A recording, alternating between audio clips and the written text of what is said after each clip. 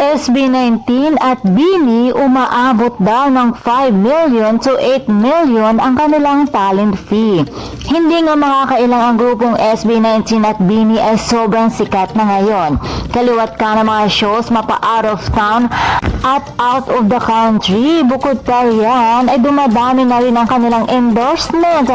Kaya naman, curious tuloy kaming mga marites, magkano nga kaya ang talent fee ng BINI at SB19? At dahil nga sa chismosa tayo, halina't mangialam tayo. Ayon sa aking nasagap na chismis, umaabot daw sa 5 million o higit pa ang talent fee ng SB19.